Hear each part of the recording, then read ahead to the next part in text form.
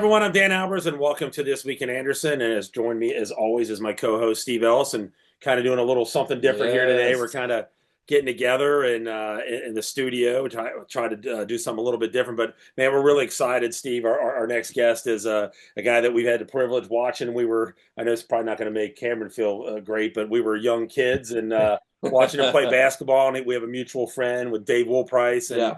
man, it was fun to watch Cameron back in the day play basketball. Well, it's great to catch up with Cameron because he doesn't live around here. We'll, Right. we'll get into that, but I mean, we're going to talk about what a three-sport great Yeah. athlete he was, and he went on to play college soccer, but an even better person. So I'm great to catch up. It's great to catch up with Cameron. It really is, and it was great. He came in town during the football season. I got to see Yes. him then with Jim Dayton and a couple other guys. Getting So honored. it's Yeah. just great. So Cameron, thanks for joining us.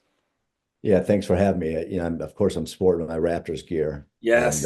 I've used that in a couple games in the state championship game too. So, yeah, really excited to be part of this. You guys have been doing this for 5 years. It's a huge success, and it's just fun to kind of catch up with people, through this medium as well. So, thanks for It having me. really is. So it's going to be great to get your story. So how we always do this, let's kind of go back to the beginning and let's talk about the days of growing up in Anderson as a youth. And that for us, I know that was probably one of the best times of our lives because back then it just felt like everybody was outside playing and doing things, and you met a lot of good friends. So talk a little bit about growing up in Anderson. If you always grew up in Anderson, or if you came in, or just let everybody know.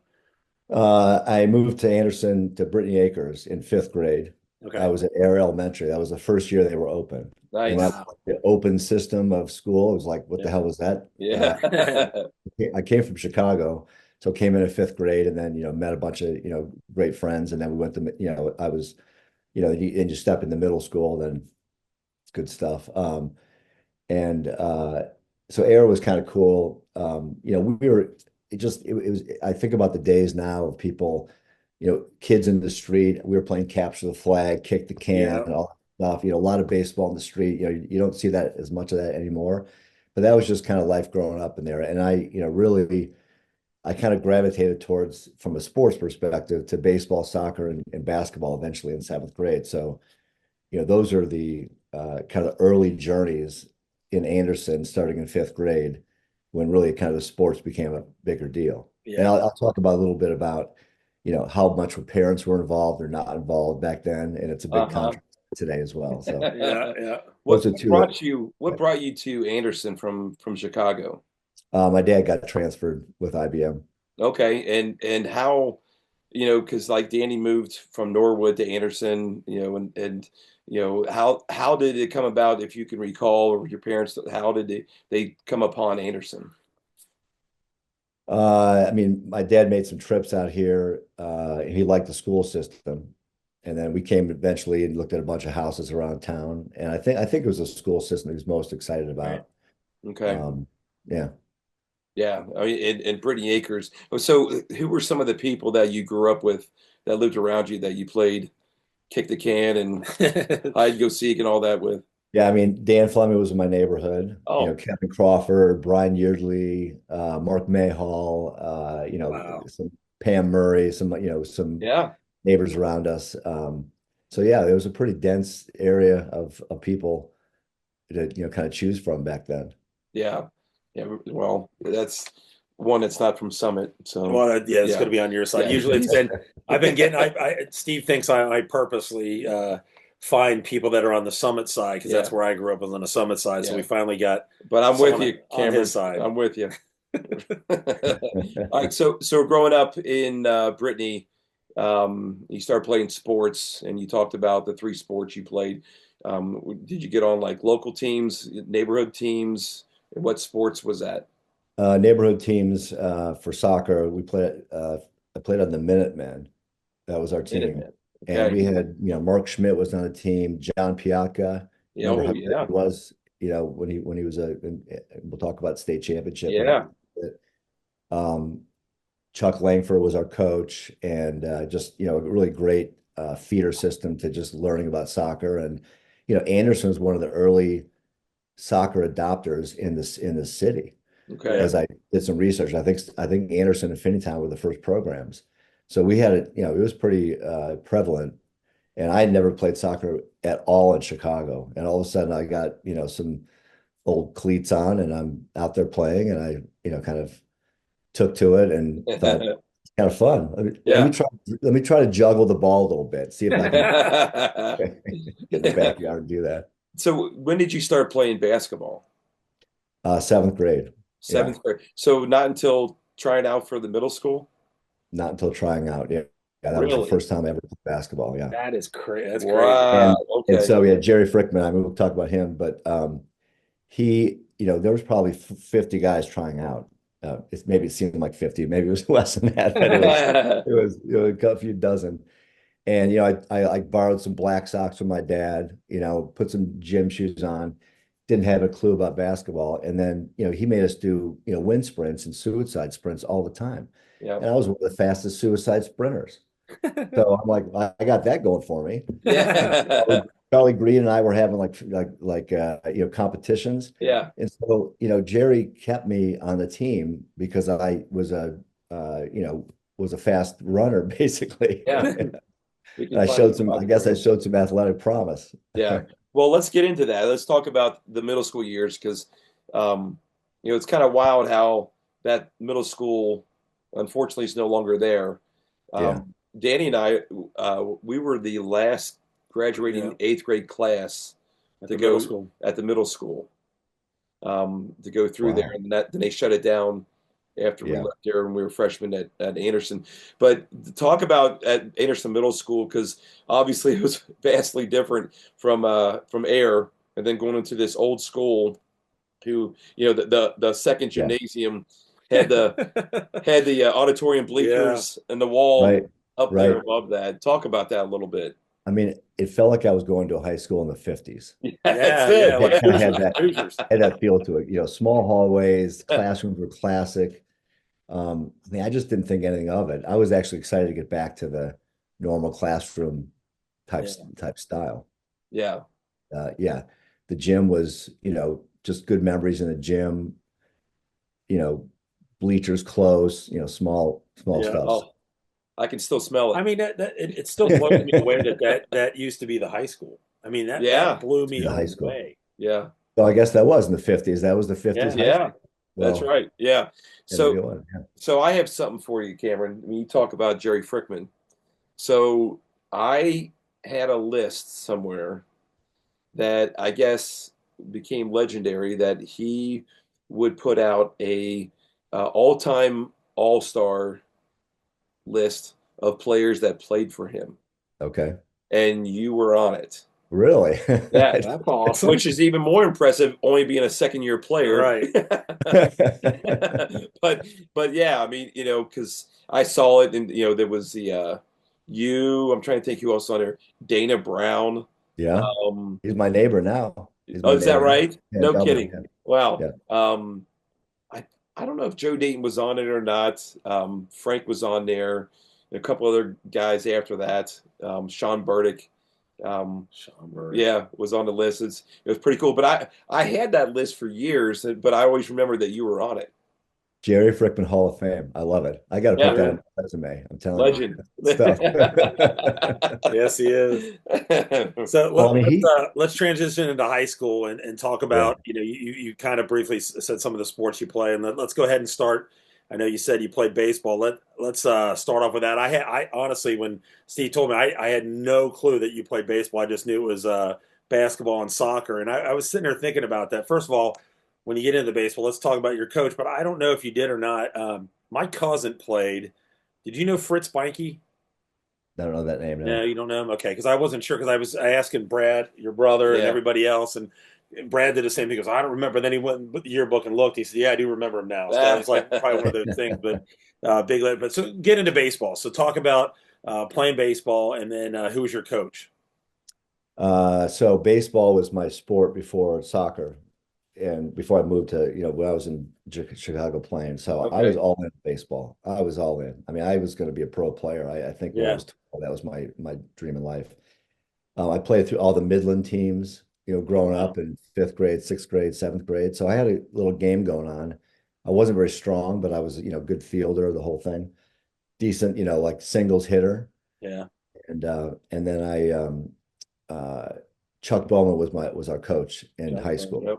and Chuck Bowman was a huge guy, and he would so I think I played for Bill Hannikin freshman year, I can't and, believe he.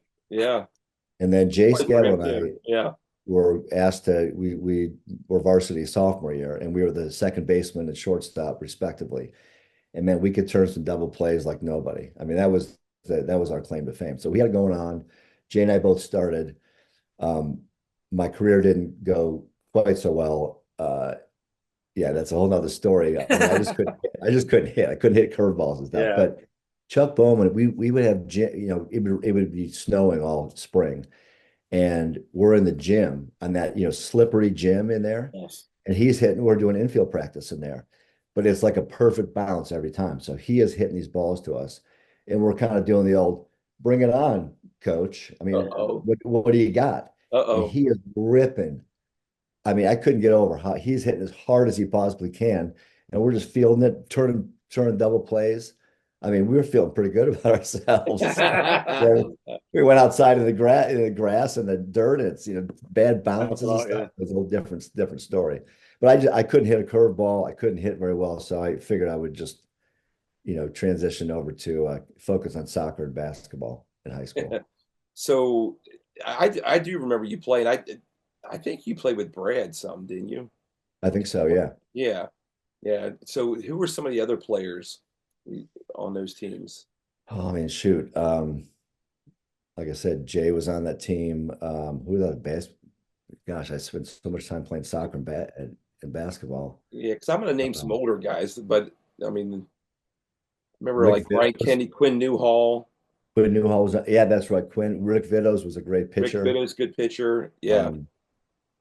I want to say Toby Greer, but I think he was more of a soccer guy. Yeah. Mark Corona. Hmm. Yeah. Or no, was it Mark? No, Mark was our age. Yeah, he was Yeah. older.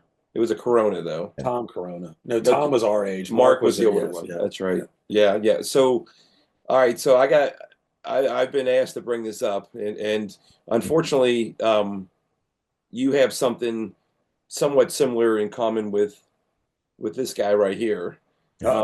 I've been told to ask for you to tell a story about how in one game you had 3 errors. Hey, I did too, Cameron. Yes, I think I said I knew. Maybe we tied for the high We school. did tie. We tied. Yeah, played second base, and it was in the same inning, so 3 errors in one inning, and there was 2 errors on one play. Oh goodness! Oh. So yeah, I remember at second base, I like jumped too soon. Like you think you got it covered. Yeah. I'm gonna blame my eyesight. Something happened. Something went south, and I jumped too soon, and the ball hit my glove and came down, and that's an error right there. And then the guy got like caught in a pickle or something, and then I tried to throw to the first base, and I threw it past the first baseman. And then I'm not feeling too confident with myself, and then a couple plays later, another error. Like I kind of shuffled one. So well, I had mine, but I'm going to blame this guy because I played outfield, I played right field, he played center, and I'm not lying about this one. And if anybody wants to deny it, he's my center fielder, and he tells me to run in on the ball, and the ball goes over my head, flies over my head. So he did stuff to me on purpose, and then he would sit there and crack up. So I had that happen to me, and then I had it was really funny. Hit one off my knee, and then I threw one over the backstop. I mean, so he had a lot to do with it. So I'm going to blame Steve on it. No, that's too funny. Well, I told you I couldn't curveballs. I was batting one time near the end of my career, my sophomore year, and this guy he figured I couldn't hit a curveball. He throws this nasty curve, and I duck down to avoid the curve, and it curves back over the plate, hits me in the head. Oh no! I'm thinking as long as I mean, at least I got hit, I can get first base. I mean, I'm running down the first base, and the ump it goes, "You're out." And Chuck Bowman comes out and goes, "What are you talking about? You got hit in the head." And he pulls Chuck aside and he goes, his head was over the plate. That's good. And I had to go back, and my tail went through my legs, walking back to the. Of course. What happened, Cam? Yeah. I put my head over the plate. I guess that is great. That is great. We a few years ago we interviewed your former basketball coach, Dick Sanders. Yeah, and I'll tell you what, it was funny. Steve, we've done this for a while, and we were super nervous about interviewing him. I don't know why, just because I guess we were young kids and just we Just felt intimidated by. I don't know what it was, but he was just an awesome guy to talk to. Talk a bit about playing with Coach Sanders and what he was like. Um, you know, he was outstanding, and he had we had some a cocktail hour a few years ago when a bunch of old players came in town, Yep. and his president of his university asked him about his coaching days, and he said, I had some great times there. So the president said, I want to hear about those times. nope. So he brought Coach Sander up, and there was 25 legends there, guys there that played for him, Yeah. legends in our own minds, but some of the guys that we think are legends, who played, ahead of us. So telling stories about Dick Sander, but he just always connected basketball and the discipline with life skills. So you never got the sense that he was just only about basketball. He was trying to teach us just you can equate all this stuff, the work effort, the discipline, all those things are applicable to everything. Right. And so I thought that was a good, mature way to, ground us in this. And, this is a story I've told, Dave Wilpress and I talk about this all the time. But I think I told the story at his wedding. Dick Sander, he brought us all as a team together, my junior year, Dave's senior year. And he said, there's two guys that hustle and give effort every practice, every game. And as he's saying that, I'm thinking to myself, is he talking about me? I don't know. I mean, I give it all. I think I Right. played pretty well. And he goes, Jim Dayton, Dave Wilprice, those two guys every time. And all the other guys are going, okay. And then my quick reaction was a little bit of jealousy. And then I thought, he's right. Those guys give their all the time. And I have to be honest with myself, I don't always do that all the time. So then I thought, those guys are on my team. The guys who give the effort and really are Right. model players, I want to be on their team. And so I've used that analogy with my kids and when I've been coaching, life all the time. Just Yeah. you want to be with players on your team that give Right. the effort. And Yeah. Coach Sanders really disciplined that, or you mentioned that. So another quick story about Coach Sanders. So I was having a bad practice and I couldn't shoot. I was really down on myself. So I stayed after and played. I was in the gym, that giant gym by Yeah. myself. Everybody else is ready to go home. And I'm shooting and I'm just frustrated. I'm gritting my teeth. I'm trying to shoot. And then finally, Coach Sanders comes up and he goes, "Hey, Cam, what's going on?" I said, "Oh, Coach, I'm so down on myself. I can't." And he walks over and he kind of does the, gentle, like, it's okay, Cam, it's okay. And now he knew that I was frustrated, the whole thing. And so that was a very kind moment. Then he goes, yeah, and by the way, I need to turn the lights off in the gym. So you need to leave, basically. You can wind it up. I just thought that was pretty good because he probably just came up to kick me out, but he was very soft and gentle about That's it. funny. Yeah. That is Very good. vulnerable. That is great. So Danny and I have talked about this a lot, and some of the other guests that we've interviewed, and no different than you, Cameron, is that run of like 3 or 4 years of Anderson basketball was just incredible. And Danny and I had a front row Yeah. seat for this, and we couldn't wait to get there to watch you guys. And you Yeah. played on unbelievable teams, and I can't imagine how fun that was. I can only imagine the practices were as fun because how competitive it was for you guys because everybody was so good. There really Yeah. wasn't much of a drop off, but then you guys would Yeah. just go out and roll teams. Yeah. And to be honest with you, just let me throw this in there a little bit. There's probably nobody that was more excited about it than my dad, who would be standing down at the end Yeah. cheering you guys on. Yeah. Yeah, I mean, your point's good about the competition of practice. I mean, you got the guys like John Deeds, Jim Dayton, Dan Fleming, Joe Moon, Jay Scavo. Yeah. Then you throw in the Joe Daytons, the Tim Fergusons, the Frank Brandys, all those guys. Imagine that practice. That's crazy. So we had like the starter pennies and then the non-starter pennies, and we'd run plays. And Coach Sanders would, hear the starters running some plays against, and then the guys playing defense are trying to bust their butt to, cut into the starting lineup and do Sure. well. So that was the competition. That was the culture he fostered. But then he'd say, okay, Cam, switch out with Frank. Oh yeah, and Frank. Sorry, I didn't mention Frank. Frank was obviously on the team too. Switch out with Frank, and then I'm like, okay, now we're getting somewhere. And then I'd take it, and he'd say, take it off. Okay, Dan Fleming, get in there, get in there for Cameron. Yeah. So he was trying all these combinations. But when you got the call, the tap on the shoulder with a starter, the penny, you better deliver on that that thing. So Yeah. that just fostered a lot of competition. I can only imagine that. So, did you have, from the time that you moved here, did you have a chance to go up and watch Anderson play? Because before you, there was a run of like, every year was a Division I basketball player that was playing for Coach. Yeah.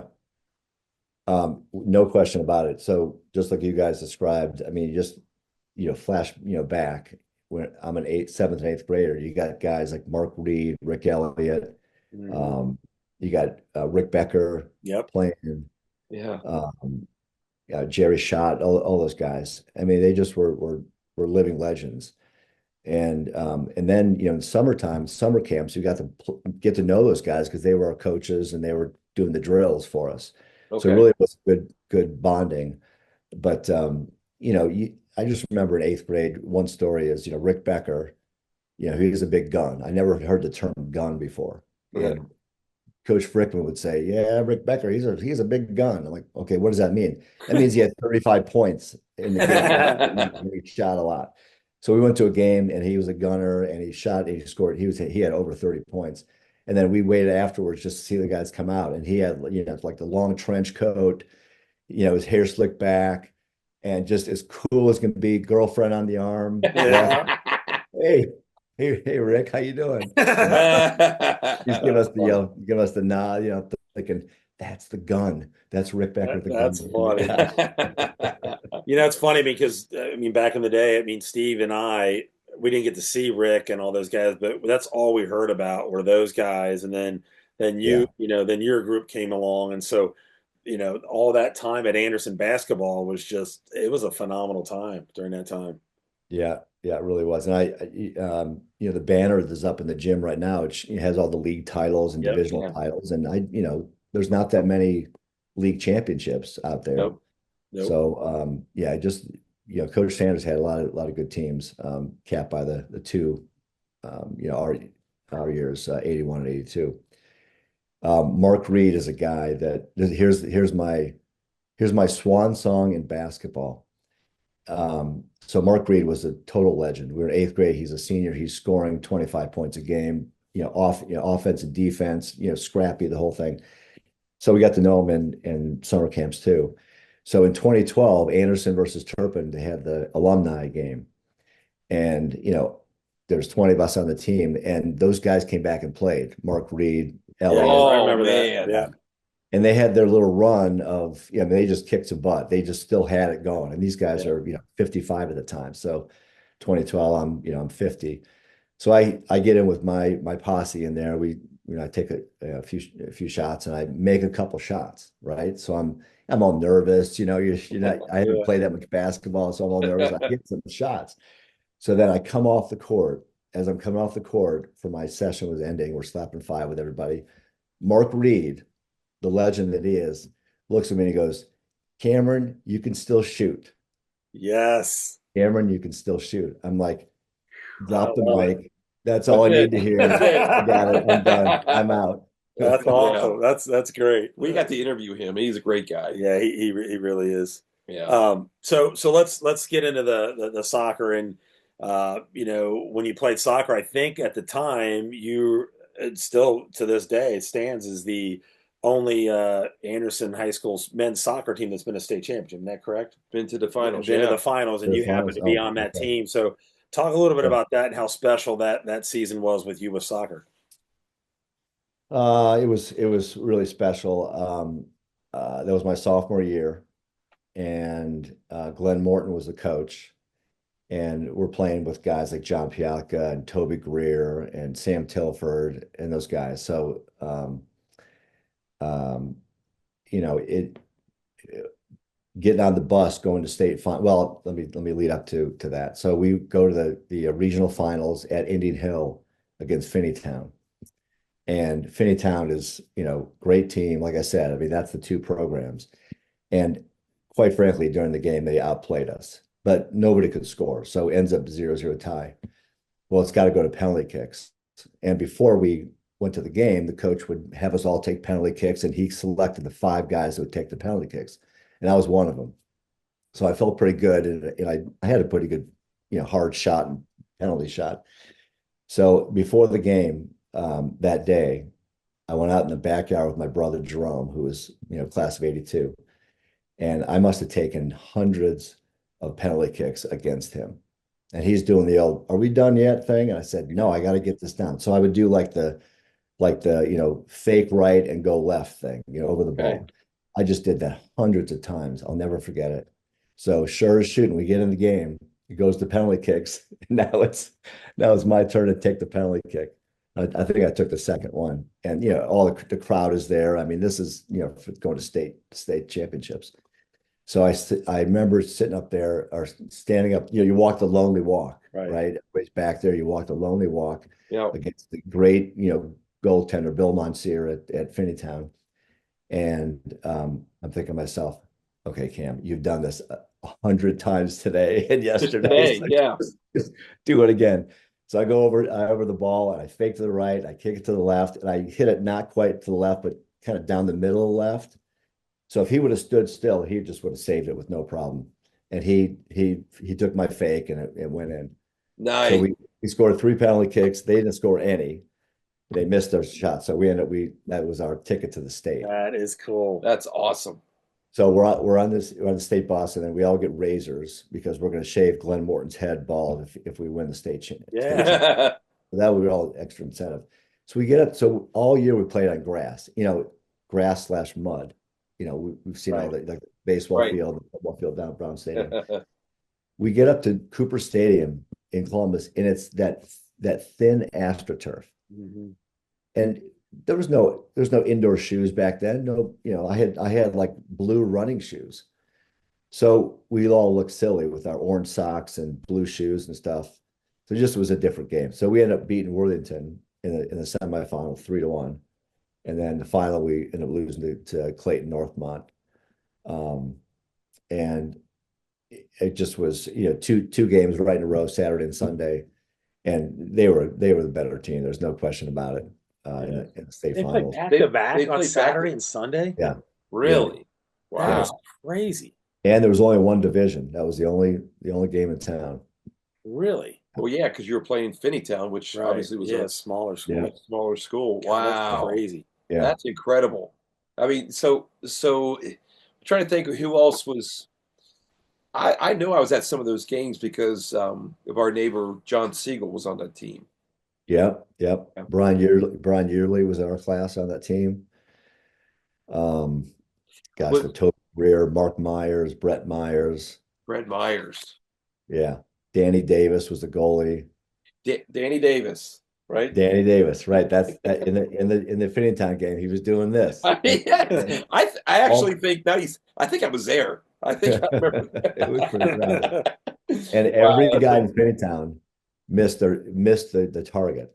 So he didn't make one save. He didn't have to make one save. Oh, really? That's because he was doing that. Spiking him out.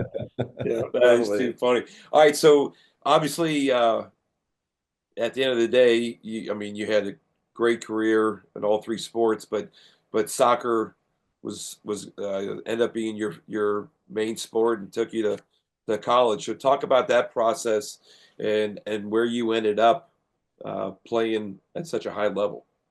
Yeah, I mean, I'll frame that high level here, but I will say that basketball was if I had any spare time, I was playing basketball. Yeah. So I was all in, and soccer was in the season I was all in. And so but soccer, I ended up playing, 4 years varsity, so I felt like I had a good thing going. And then I decided I was going to try to walk on at Ohio State in '81. And that summer I was playing the best soccer of my life. I was drilling in the backyard. I was doing all this stuff. I tried on. I walked on and tried out. And the coach was from New Jersey, and he recruited a bunch of East Coast guys in there, good players. And I ended up making the team. So 20 guys made the team, and we're on grass, and I'm in shape. I'm quick. I've got good ball skills, the whole thing. So I was playing the best soccer of my life. And then once we made the team, we switched over to play AstroTurf in the Ohio Stadium. That was where we played our games. Oh, wow. Huh. Once we did, I've told this story so many times. It's a sad story, but I just was not good on AstroTurf. I mean, there's no other way to slice it. You made the team, though. I mean, as a walk. I made the team. That was like a badge of honor for me. And then I never played, rarely played.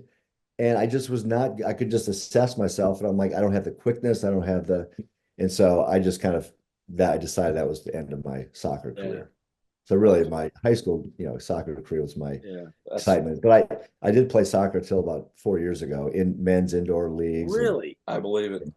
And really, like I'd slow down, but I had more mental strategic skills. Yeah, that's crazy. I don't think you and I could run up and down a basketball court. You barely made it when you had to run down the stairs. I pulled a muscle. Yeah, I mean that's not crazy. happening. So we since we've been pretty good friends with Mr. Dave Woolprice for a while too. We played a lot of softball with the young man and basketball, basketball and Richmond right. Days. So we want to hear some Dave Woolprice stories that you could share with us. We want to get anything good or anything that we could throw out for Mr. Woolprice. I would love to show him up something. Well, I did tell you a story about his hustle, so that was a good one. That really speaks to his character of giving his all, as much as he can in effort, the whole thing. But with Dave, he when I was a freshman, I played JV, so I played with him and Sam Tilford, and I think Brad might have been on that team. He did sophomore, yeah. And he was a total leader. His nickname's the beekeeper, right? Because he's keeper of the basketball bees. Really? Right? He's the beekeeper. So he was a leader, and he was the leader then on JV that year. And Coach Center, Mike Center, loved him, loved his discipline. And we played against Mount Healthy one time, and Dave's feeling pretty good about his game, and he's getting in there, and it's a close game, and Dave all of a sudden goes into this like Kareem Abdul-Jabbar, like half, hook shot thing in the lane. And I'm sitting right next to Coach Center. I was on the bench at the time, and Coach Center stands up and is like, "What are you doing?" Thing lofts over. It's like a Magic Johnson, little lofts in the air, and Coach is like, "What is going?" It's like slow motion, and then bam, right through the net. And then Coach Center sits down. It's like, "Okay, nice." Dave's going back doing the old hey, and so it was going to be front row seats for that one. Yeah, well, Dave, when we played, we played a lot of softball with him, and that's the way he was on the softball field too, man. I was a pitcher, and Steve was an outfielder, and Dave played first base, and I mean, Dave would literally get at first base, and he'd get fired up, and he'd whip that ball back to me, and so he had the same intensity, that he had on a basketball court on the softball field too, man. He was very intense. I loved playing with him. Yeah, and here's another quick one: is Dave was the best guy at taking charges. He was the only guy on our team, I think, that knew how to take a charge. Okay. And you can just picture him getting it and then going back and falling and getting his elbows up. Yeah. So Coach Sanders said, "Why can't you guys take charges? Just step in there, take the charge. Man, take a charge. Dave knows how to do it. Dave, show us how to do it." So that's funny. Sanders would run into Dave, and then Dave would do so then because of Dave and because of his skill, Coach Sanders said, "We're going to do a take charge drill." So we all had to pair up with Taking guys. And charges. we had for half an hour we would dribble into their chest, and they would Oh, have to do that. sure. I'm Yeah. falling down like 50 times, and Yeah. we'll take charge drill. Go on. That is great. So, Cameron, I got a question for you that this is goes back years and years.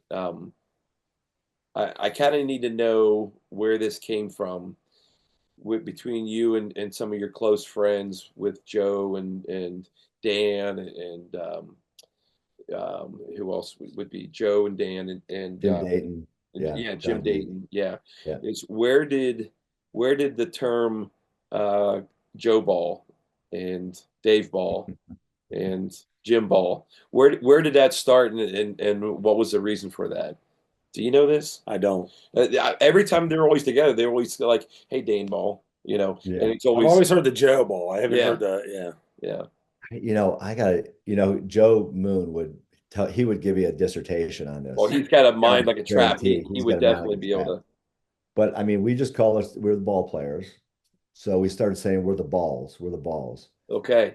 Then we have some girlfriends of ours were in our clique or our group, and we started calling them the balls too. Like the ball players. Like we have Kim Francis Ball, Kim Ball, Jeannie Ball, That's hilarious. Jen Ball, Jennifer Owens, Appleby.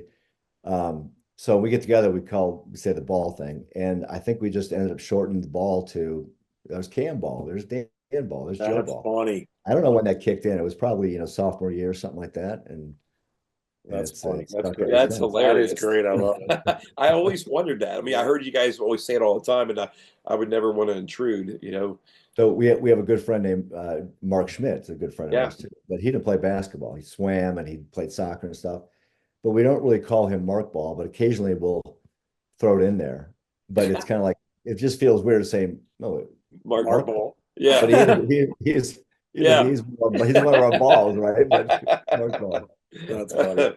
So, Cam, after your college years at Ohio State, which I'm sure you had a fantastic time, regardless. Talk about post-college all the way up to now, your family and where you're living. The short story. So I was a mechanical engineer at Ohio State.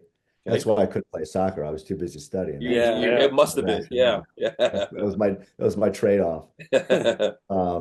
And then I went for mechanical, graduated in '86, and then I took a job with Arthur Anderson, which was the accounting firm, but they had a computer division. So I went in the computer division. They were hiring a lot of engineers and technical degrees, and then we got trained to do coding and designing and early computer stuff. And I worked for Arthur Anderson, which became Anderson Consulting, which became Accenture for 18 years. Wow. And kind of rose up through the ranks, and I graduated from coding after about a year, and then I started doing management and stuff like that. And then after that, me and a few other partners started a firm called Navigator, and that was the same type of consulting. It's enterprise system consulting for big companies to help them be operationally efficient with packaged software solutions like Workday and SAP and Oracle. So I did that for another 18, 20 years, and then retired last year. And so I could focus on my pickleball career and my golf career. I'm sure you're good at pickleball too. So how about your family? I was in Columbus, Dublin most of the time, except for Houston for 3 years and then Cleveland for 5 years. Oh, okay. Houston in '97, we had twins, boy and a girl twins, Drew and Claire. Okay. And then we moved to Cleveland in '99 and had daughter Paige. So they're all in their mid-20s now. Yep. Paige went to Ohio State, Claire went to Dayton, and Drew went to University of Wisconsin. Oh, wow. Okay. So Paige was my holdout to go to Ohio State. The other two didn't go there. I need one to go to Ohio State. She was happy with that. That's awesome. Yeah. So we talked about some of the friends, Dave Woolprice, Joe Moon, some of those guys. Is there anyone else that we're forgetting about, or someone that you keep? I mean, we said Jim Dayton too. Is there any other guys that you're still keeping pretty regular touch with? I mean, keep in touch with Mike Scavo. I played soccer with Yeah. him, freshman year or his sophomore year, my freshman year. Um, I think who let's see, I've mentioned the guys I keep in touch with. I do have a story. So I've lost touch a little bit with Jay Scavo, but we were good friends then, and I like to keep in touch with what he's doing. I Right. keep in touch with through Mike Scavo. But when I was a freshman, when Jay and I were freshmen, Jerry Frippin planted the seed in my head that I could make JV. And so Okay. it was almost like a challenge. And I'm sure Jay had the same seed planted. Now, Dana Brown was on our team and he made varsity as a freshman. That's a Yeah. whole other story. That was good stuff. So it was kind of Jay and I kind of battling it out for JV. So we came in, I worked my butt off, eighth grade, summer. I'm sure Jay did too. And then it came time for the decision who's going to make JV. And Jay got the tap on the shoulder. And I'm like, okay, a little bit humbled, but he is a great player and well-deserved, good stuff. So that was the end of that. I was going to move to, do the freshman thing. The next day, I get a call from Coach Center and he says, we want you to play JV. And I said, I'm confused. I thought, so you're taking Jay and I? He goes, no, Jay's not going to play JV. He's going to play freshman. And I go, what happened? He goes, well, his parents didn't want him to play JV. He wanted to get more playing time. And I thought his parents actually had an opinion on basketball. I'm not sure my parents knew I played basketball. But I was so impressed that he had Wow. like a consultation with Yeah. his parents to say what's best for Jay. And it That's was great. He had a great freshman year. He was a great player, and he was a Yeah. great player, playing varsity too. So who knows? I mean, maybe I didn't get, maybe I should have played freshman, but I'm like, my parents have no clue I'm playing basketball. I'm all in. That's funny. That's great. So, the thing I told you about before we went on air was we're going to get close to wrapping this thing up, but we always try to end this podcast with some memories to let everybody know. So we need to know your favorite high school memory, maybe your college memory, and then maybe a favorite teacher. So let's start off with what's your favorite high school? I mean, and if you got, you can't limit it to one. You can give a couple if you got any. Um, well, I mean, you've heard some of the sports memories. I assume we're trying to keep this to sports No, No, memories. you can you do could whatever. if you Okay. can do something else besides sports if you want. It's Um, gosh, yeah, I guess one of the things I was reflecting on with some of the older guys, and as you're a freshman, and this is not going to be that compelling of a story, but when I was a freshman, I was befriended by Jeff Schott and Mark Combs. Now, Mark Combs is in the Hall of Fame, Yep. right. and those guys were absolute legends. I was a freshman; they were seniors, soccer and basketball, and I was in gym class with Jeff Schott, and he was super nice and took me in and just it was like my buddy. And I'm thinking this guy's friendly with me. Mark Holmes, same way, took me under his wing and just um I'll just never forget the Yeah. kind of the kindness and the maturity those guys had to just talk to a freshman and make me feel special. Yeah. That was that's just a That's a great great memory. memory. Um um uh, yeah, I'm trying to think of I guess there's I gave the so this is like a favorite teacher, maybe memory speech. I gave the our high school class graduation speech. Oh, We nice. had, we had to try out for that. So I wrote this speech and you had to, present it in front of teachers, and one of them was Mrs. Harris. Yes. She was my favorite teacher of all time, and she's on the board in the high school as one of the legendary teachers. Yep. So she critiqued, she and a few others, selected me to give the speech, but she insisted that the title of my speech was "If I Could Save Time in a Bottle," playing Jim Croce. Yeah. So she said, "You can't. Your speech is great, Cam. Here's a few tweaks, but when you say bottle, you got to say bottle. You got to say with the T's, like good diction." So if I could save time in a bottle, like that. And then I would go back to bottle, and then she would say, "No, it's bottle. You've got to say bottle." I'm thinking, Bottle. well, she selected me to give the speech, so I better say bottle. Right, Yeah, right, bottle. right. And here I am up in front of the whole freaking class, Yep. giving my speech, and here I am going, if I could save time in a bottle. What's wrong with Cameron? And I did it. What's wrong with you? Is he okay? And from that day forward, people give me shit about it. That is awesome. All the balls give me shit about it. Yeah. So, any other teachers? You mentioned Miss Harris. Yeah. Miss Van DeVenter was a great teacher. Mr. Slavin was my, drawing teacher. Yeah.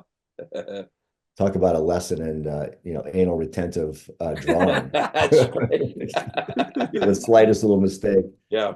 I never had Andy Wolf. I know he was great. Legend, yeah. And I never had Coach Sanders for typing. I had Really? Mrs. Coleman for typing. We did too. Yeah. Yeah. Sandra Coleman. Yeah. Sanders, I didn't know he did typing. Yeah. That's crazy.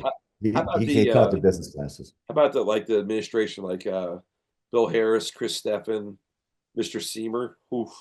Mr. Seymour, yeah, he had a good reputation of being a hard ass. That's right. Yeah. I was That was afraid his I didn't job. do anything wrong. I was afraid. That was his job. Yeah. Chris Steffen was great, and it's just so weird because Mr. Harris and Bill Harris and Chris Steffen, those guys seem so old. Yeah. They were certainly older. But I met the current principal Anderson at the So first young. event. He looks so young, and He he's probably about the same age as Chris Steffen. I know it. I know it at the time. So I just Isn't couldn't that get crazy? over Yeah. the perspective changes. Yeah.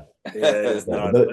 But those guys were always, they were always, they were present at dances, and they were always, having Yep. The dances in the cafeteria. That's right.